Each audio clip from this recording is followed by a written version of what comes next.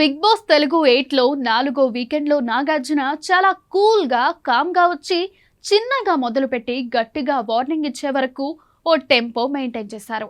ఈ క్రమంలోన సోనియాకు నిఖిల్కు గట్టిగా క్లాస్ పీకారు నాగార్జున. సోనియా వల్ల మీరు ఇన్ఫ్లుయెన్స్ అవుతున్నారు అని ఇండైరెక్ట్గా వార్నింగ్ ఇచ్చేశాడు నాగ్. అంతేకాదు నిఖిల్ సోనియా మాటలు వినడం వల్ల ఎక్కడికక్కడ పొరపాట్లు చేశాడు అనేది తాను డైరెక్ట్గా చెప్పకుండానే నిఖిల్కు అర్థమయ్యేట్టు చేశాడు. సోనియాను పాయింట్ టు పాయింట్ అడుగుతుంటే ఆమె దెబ్బకు బిక్కముఖం వేసి ఏం చేయాలో తెలియని స్థితిలో పడిపోయింది. యష్మి విషయంలో ఆమె అన్న రాంగ్ వర్డ్స్ ను పట్టుకుని అడల్టరేట్ జోక్స్ అంటూ అప్పుడు గింజుకున్నావు కదా, ఇప్పుడు నువ్వు చేసేదేంటి అని నాగ్ మొదలుపెట్టాడు. తనను తాను కాపాడుకోవాలి అని సోనియా ఏదో ఒకటి చెప్పినప్పుడల్లా అందులోంచి మరేదో పాయింట్ తీసి తన తప్పును తెలుసుకునేలా చేశాడు నాగ్. అయినా సరే సోనియా తీరు మారలేదు.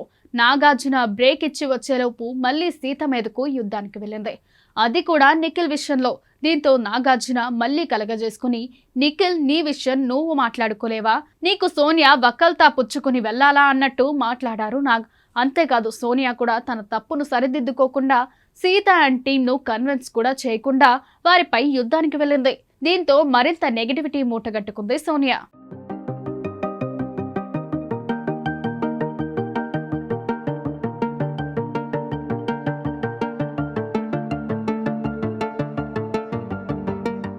బిగ్ బాస్ ఈ శనివారం సీరియస్ గేమ్ ఆడించారు.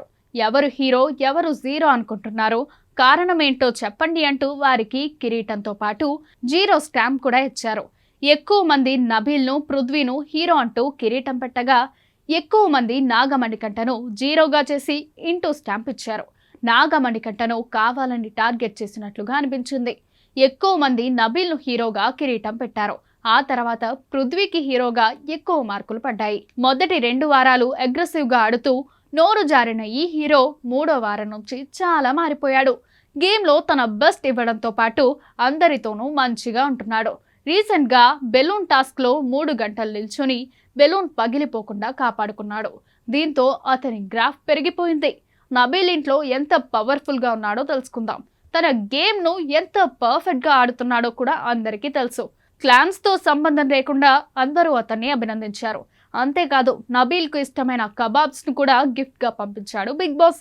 దీంతో నబీల్ దిల్ ఖుష్ అయ్యాడు. నామినేషన్స్లో ఉన్న మణికంఠ హౌస్లో ఉన్న వారి ఓట్లతో డేంజర్ జోన్లోకి వచ్చాడు. నబీల్ తర్వాత ఎక్కువ సీట్లు సింపతి పార్ట్గా మణికంఠకే ఎక్కువ పడ్డాయి. నాగమణికంఠ హౌస్లో ఉంటాడు అనుకున్నారు, కానీ అందుకు జీరో అంటూ ఎక్కువ ఓట్లు వేయడంతో నాగమణికంఠ పరిస్థితి ఏంటి అనేది క్లారిటీ లేదు. చాలా వరకు నాగమణికంఠని ఎలిమినేట్ చేసి సీక్రెట్ రూమ్లోకి పంపిస్తారు అని టాక్ గట్టిగా నడుస్తోంది. అందుకు శనివారం ఎపిసోడ్లో నబీల్ను సేవ్ చేసిన నాగార్జున నాగమణికంఠను అసలు ఈ లిస్ట్లోనే తీసుకోలేదు. ఫైనల్గా ఏం జరుగుతుందా అని అంతా ఉత్కంఠగా ఎదురుచూస్తున్నారు. అయినా నాగమణికంఠ తనను తాను గట్టిగా డిఫెన్స్ చేసుకోలేకపోతున్నాడు. అలా చేసుకోగలిగితే అందరికంటే తాను నంబర్ 1 అవుతాడు.